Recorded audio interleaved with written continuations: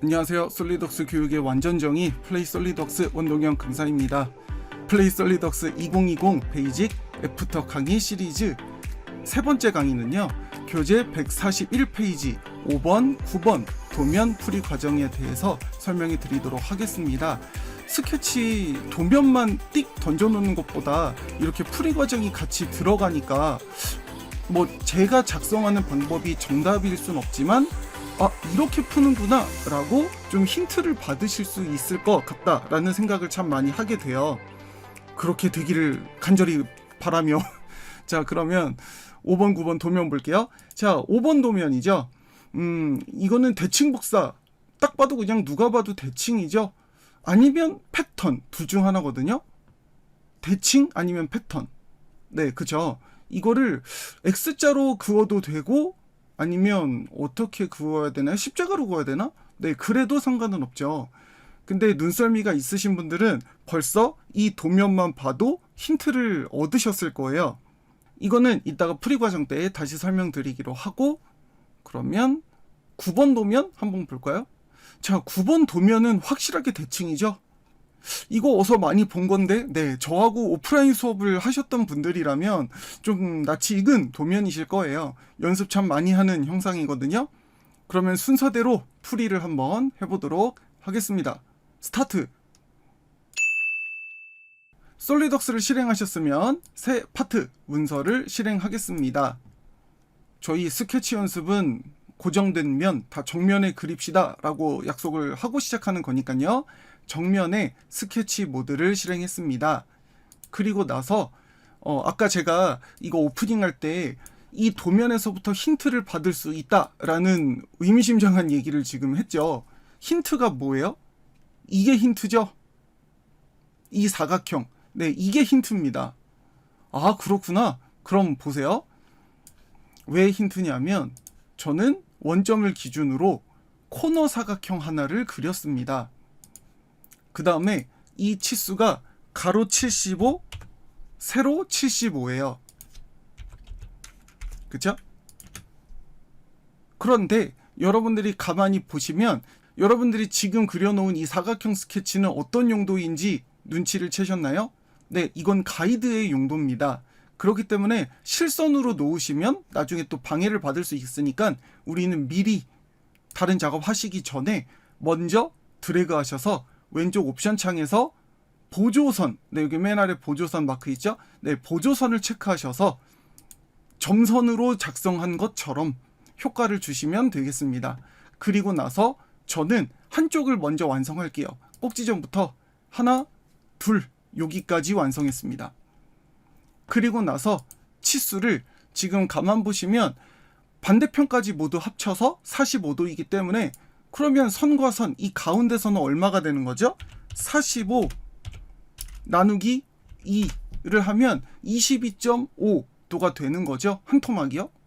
그럼 여기도 마찬가지 아닐까요? 22.5도. 자, 여기까지는 크게 문제가 없으시죠? 네, 완성을 했고요. 그리고 나서 다시 한번 선 스케치로 우리가 요소를 이 꼭지점에서부터요, 요소를 좀 만들어야 돼요. 이렇게 선 하나 따닥, 그 다음에 반대편에서도 선 하나. 여러분들은 각도를 몇 도를 주셔야 되느냐면 지금 45도 보이세요? 네, 어디가 45도예요? 위쪽도 45도지만 아래쪽도 45도가 되는 거죠. 즉, 이 아래쪽도 22.5도가 되는 거고요. 그리고 여기도 22.5도가 되는 겁니다. 그러니까 위쪽도 절반, 아래쪽도 절반. 네, 이렇게 완성이 된 거죠. 네, 되게 쉽죠. 이게 다예요. 그럼 이걸 가지고 요소, 대칭, 복사 이렇게 하셔서 여러분들이 대칭하고 싶은 스케치 요소만 선택하신 다음에 하단부에서 대칭의 기준선, 여러분들이 지금 마우스로 이 커서 요소를 선택했던 대칭 복사할 항목, 이 박스 칸에 마우스가 그대로 물려 있으면 중심선을 선택할 때도 같이 선택이 돼버려요. 그렇기 때문에 선택할 때 조심하시고 대칭의 기준으로 사용할 이 아래쪽 대칭 기준이라는 항목을 여러분들이 임의로 선택을 하신 다음에 그 다음에 대칭선, 대칭의 기준선 선택하시고 미리 보기 나오셨으면 확인. 이렇게 들어가야 정답인 거죠. 그러면 한 번 더 쓸까요? 요소, 대칭, 복사. 요소가 많아졌으면 몽창 드래그를 하세요. 그런데 방금 전에 제가 이 중심선, 여기 위쪽 대칭 복사할 항목에 중심선이 선택되면 안 돼요 라고 말씀을 드렸죠. 그러니까 다시 한번 클릭하셔서 중심으로 사용했던 이 보조선은 모두 체크 해제하셨다가 아래쪽 대칭 기준을 다시 선택하셔서 대칭 복사. 그러면 한 번에 완성이 되지 않겠습니까? 이거죠. 근데 우리가 이제 궁금한 거는 여기는 선이 굵고 여기는 얇네요. 네, 이거는 한 점에서 많은 선들이 겹치기 때문에 지금 이 원점을 모든 선들이 통과하기 때문에 어떤 특정 요소는 얇게 보이는 건데요. 이거는 시각적인 효과, 그렇게 얇게 보이는 것일 뿐 기능적으로는 문제가 없기 때문에 이 형상을 완성형이다 라고 보시면 되겠습니다. 자, 그러면 이제 답을 좀 맞춰볼게요. 자, 어떻게 답을 맞추느냐? 피처에 돌출. 자, 답 맞춰보세요. 이거 답 맞출 거예요. 어떻게 답을 맞추느냐? 하나, 둘, 셋, 넷. 여기 네 군데 있죠? 네, 가운데는 선택하지 마세요. 가운데 선택하지 마시고 요거 네 군데. 네 군데만 선택했을 때 그러면 답을 재기가 힘드나? 그럼 반대로 할까요? 코코 반대. 네, 저희는 반대로 가겠습니다. 자, 뾰족한 부분 말고 그 나머지 부분 있죠? 나머지 부분을 모두 선택하셔서 두께는 10만큼 확인. 자, 이렇게 무슨 꽃무늬 같기도 하고 표창 같기도 하고 이런 형상. 네, 두께는 10이고요. 자, 이렇게 한번 만들어 보실래요? 재질은 주지 마세요. 재질 주지 마시고 그 자리에서 바로 그냥 물성치 한번 측정 한번 해보실까요? 그러면 재질이 없는 상태에서 그냥 단순 무게값이 이렇게 표시가 될 거예요. 그럼 우리는 이 값을 정답으로 하겠습니다. 그러니까 우리가 지난 강의에서는 계산의 측정 도구, 그러니까 줄자 아이콘, 그걸 가지고 길이가 어떻게 되느냐, 각도가 어떻게 되느냐, 이런 부분들을 측정을 해서 정답을 맞췄다면 이번 강의에서는 덩어리, 두께를 만들어서 무게로 한번 재볼게요. 대칭 복사 도구를 쓰니까 아주 가뿐하죠? 네, 그러면 다음 문제로 넘어가도록 하겠습니다.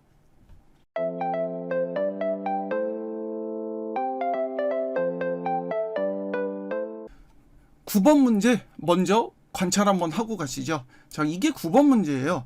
9번 문제를 보니까 대칭은 대칭인데 우리가 이제 헷갈리는 부분은 이 아래쪽이 되는 거죠. 그러니까 아래쪽이라기보다는 이제 왼편, 이 동그랗게 굴러가는 부분들, 이 부분을 말하는 건데 제가 팁을 좀 드리면서 작성을 해볼게요. 파트 문서 실행하시고 얘도 역시 정면에 스케치 실행하겠습니다. 그리고 나서 우리가 이전 문제 5번 문제 풀 때는 한쪽을 미리 완벽하게 만든 다음에 접었다 폈다 이렇게 해서 요소 대칭 복사를 사용했잖아요.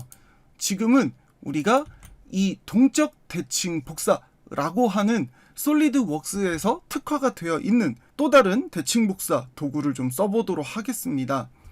이 도구가 꺼내져 있지 않다. 나는 옵션에 이 도구가 없네요 라고 하시는 분들은요, 메뉴바 도구, 스케치 도구, 그 속에 동적 대칭 복사, 이 속에 들어가시면 도구들을 찾으실 수가 있겠습니다. 찾으시고 나면 클릭.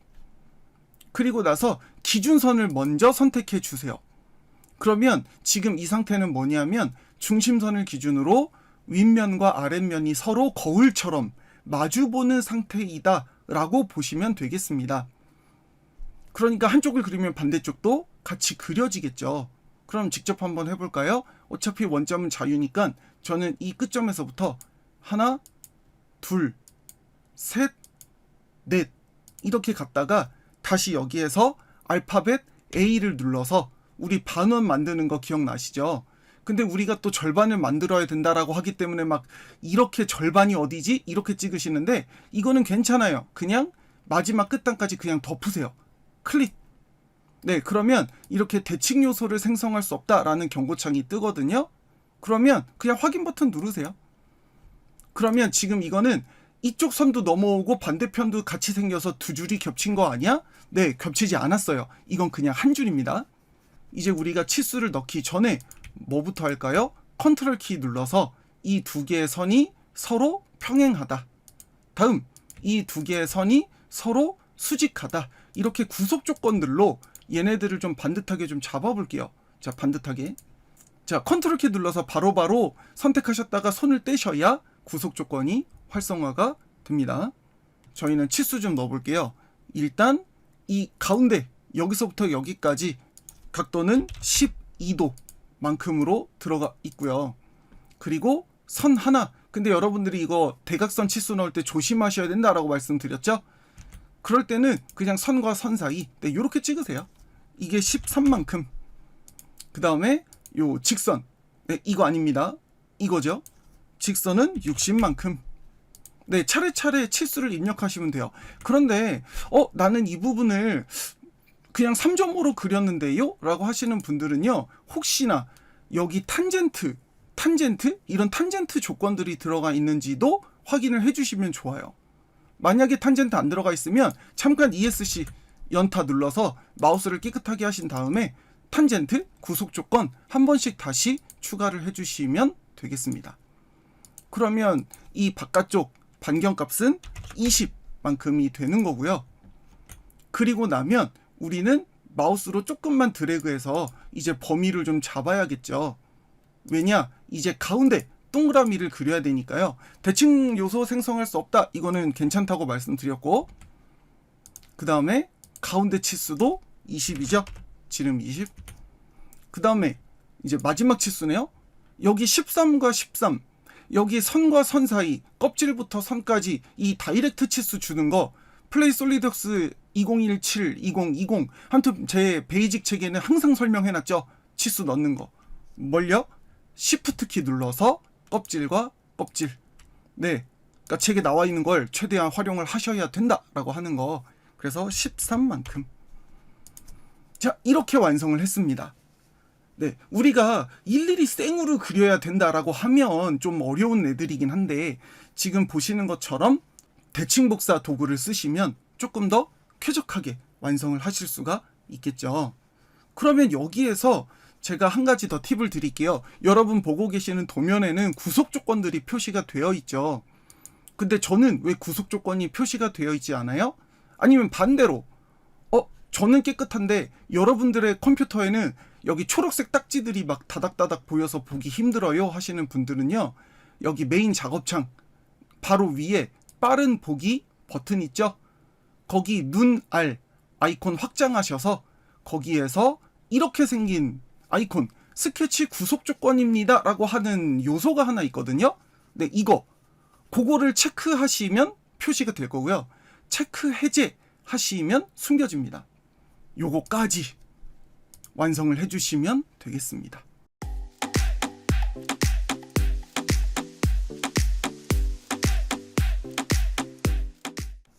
이렇게 해서 플레이 솔리드웍스 2020 베이직 교재 141페이지 5번, 9번 도면 풀이 과정에 대해서 설명해 드렸습니다. 네, 각각의 도면을 가지고 두 가지의 대칭 복사 도구를 다시 한번 총정리해 드렸습니다. 여러분 작업에 요긴하게 사용해 보시고 또 작업하다가 잘 안 돼요 하시는 분들은 또 질문 남겨주세요. 그러면 답변을 드리거나 Q&A 강의로 답변을 드리면 여러분들이 참고해서 궁금증을 해결하실 수도 있겠죠.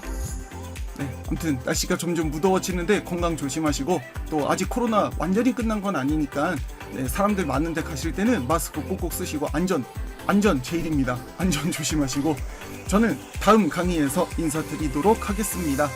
솔리드웍스 교육의 완전 정의 플레이 솔리드웍스 원동현 강사였습니다. 안녕.